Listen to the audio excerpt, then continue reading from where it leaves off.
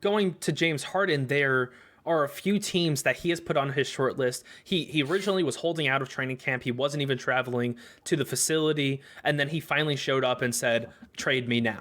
Get rid of me. And here's my list. It was originally thought that was only the 76ers, but then he added the Heat and the Bucks. So which team do you think of that list, or any other team really, that you think would make the trade for James Harden? And what does that trade include? So he also included the Brooklyn Nets. I do want to mention that. But I think the most likely scenario is the Milwaukee Bucks. And I think they have to do absolutely everything in their power to bring in another superstar to play alongside Giannis, because Giannis is in the last year of his contract and he is not happy with the fact that they have lost on a lot of potential free agents, including one that they had a quote unquote sign and trade for, Bogdanovich. And then he ends up going to another team in the East where he can compete for a starting job. Giannis is not happy, and the Milwaukee Bucks are in a very tough scenario. They are not a primary target for free agents to come to, even to play with Giannis, because just the Milwaukee is not conducive to a lot of people. It's not where a lot of players want to be. If they go to the Eastern Conference, they look at teams like the New York Knicks, the Brooklyn Nets, the Miami Heat, the Philadelphia 76ers, the Boston Celtics. I mean, technically, you look at those big markets and you say, those are the teams I want to go play for, because they're always in contention. Milwaukee, without Giannis, they are nothing. And predicated on the fact that any free agent goes there just on the simple fact that Giannis is there. If Giannis leaves, they're left on an island all by themselves, and I don't think anybody wants to do that. So just to rein it back in, I think the Bucks have to make this deal. And I have some interesting trade scenarios that have, I've gone back and forth with, but this is definitely something that I think that the Bucks have to get done. This is the trade that I have. I have the Bucks receiving James Harden by himself, and the Rockets getting Chris Middleton, Dante DiVincenzo, DJ Wilson, and 1 or 2 first-round picks. But my question to that is, doesn't that kind of negate the whole issue that Giannis had? Was he needs better supporting cast, and he needs depth off the bench, because you're removing a lot of that. So yes, but in the eyes of the organization, they are bringing another superstar that they can build around, because if you bring in James Harden coupled with Giannis Antetokounmpo, you now become a free agent destination worthwhile to aged veterans that are looking for 1 to 2 year deals, that want to just sell out for a championship. Montrezl Harrell, if you want any of those guys that are looking to, that can still be productive, can still come off the bench and help you. I think getting rid, you have to capitalize on the worth of Chris Middleton right now, and his redundant abilities of Giannis do not help this team. So if they can help a team like Houston wants a star coming back to them for James Harden, no matter what team he goes to.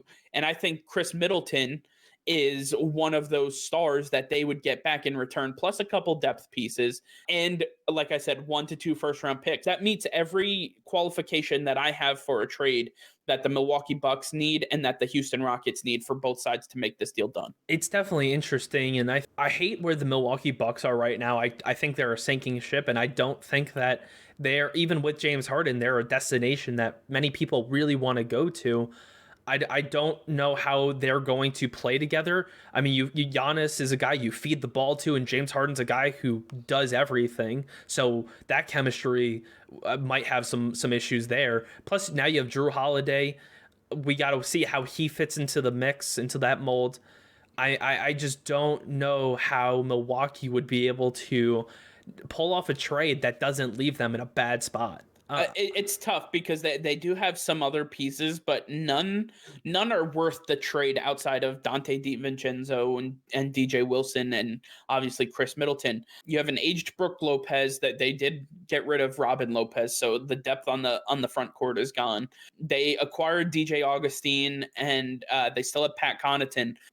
When the Bucks were at their best with the Giannis regime, they were the biggest and strongest team in the NBA. I think they're going to lose a lot of that by getting rid of some of these guys, including Chris Middleton. Absolutely, absolutely. And I think that there are some better spots for James Harden.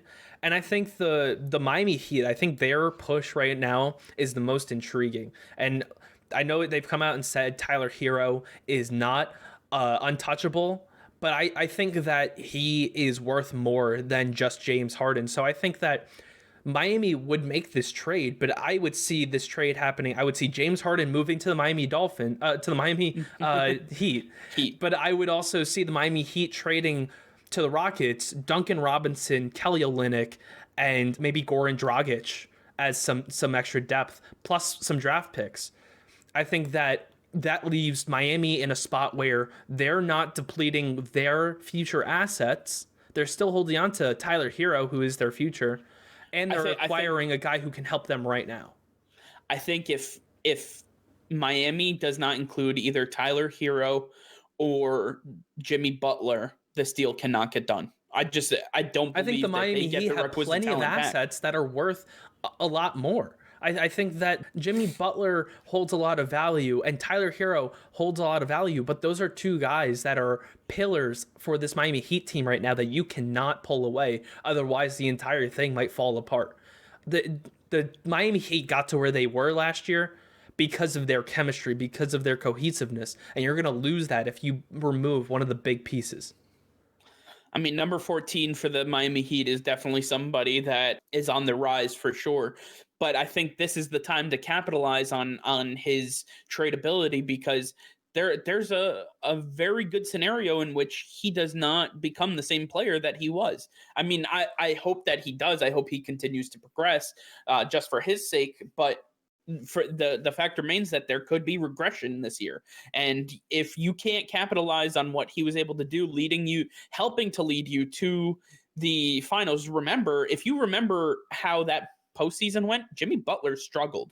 And it was the Duncan Robinson, Tyler Hero show. So if you had Tyler Hero, Duncan Robinson, Kelly Olynyk, and then added one or two players like Kendrick Nunn or Iguodala or whoever the case is, or if you take out Duncan Robinson and add in Goran Dragic, you still have to include a couple first-round picks into there. Maybe James Harden and PJ Tucker come back to you. I mean, don't forget about PJ Tucker. I think he could be a relevant spot for them as well. Yeah, there's definitely some possibilities for the Rockets to add additional pieces to acquire a bigger guy like Tyler Hero or Jimmy Butler. It's going to be interesting because as the days go by and James Harden is not traded, the value that he holds goes down. All 29 other teams know that the Houston Rockets are going to have to unload him before either the beginning of the season or at least by the trade deadline. And otherwise, he's not gonna play. He's a lost asset, and he's worth nothing to you. So I think the other scenarios that we need to lay out are, if he goes to Philadelphia, the Houston Rockets want one of Ben Simmons or Joel Embiid. Most likely Ben Simmons gets shipped out. Yeah. And then if he goes to Brooklyn, they have to send either Kevin Durant or Kyrie Irving without ever seeing what that duo looks like. There's no way that gets done. Yeah. So if that's why I took the Bucks, and I believe that's why you took the Heat, because I don't think Ben Simmons is enough to pry James Harden away from Houston also in a 1v1. And I don't think the Nets even consider trading Kevin Durant or Kyrie Irving. And why would you want John Wall and Ben Simmons? To me, they're very similar style of on-ball guards who aren't the best shooters. I mean, yeah, John Wall can drive to the basket. John Wall's a good shooter. Yeah, John Wall's a better shooter, but Ben Simmons, I wouldn't want him facilitating the John Wall. That kind of negates John Wall's ability to just drive to the basket from the top of the key. So yeah. I don't like that combination. To me, that doesn't help the Houston Rockets. I'm not high on Ben Simmons as a player. And you had it right. These are the reasons I didn't choose the 76ers. I didn't choose the Brooklyn Nets, because they just don't make any sense. They're not going to, these trades aren't going to happen. And if they do, they're not helping anybody. And listen, there's a lot of fan bases that do not want James Harden.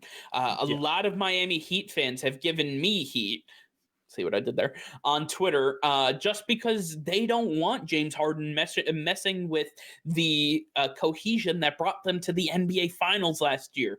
They don't want to give up a package that will bring James Harden to Miami to pair him with Jimmy Butler. They don't want that.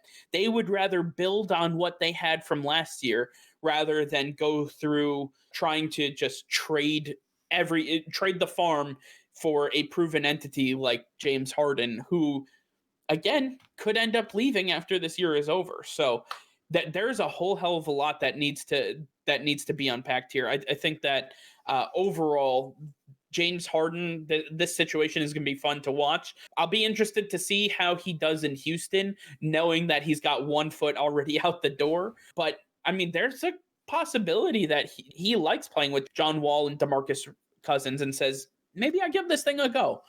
You know, maybe Houston says, you know what, this is kind of working out for us. Crazier things have happened, right?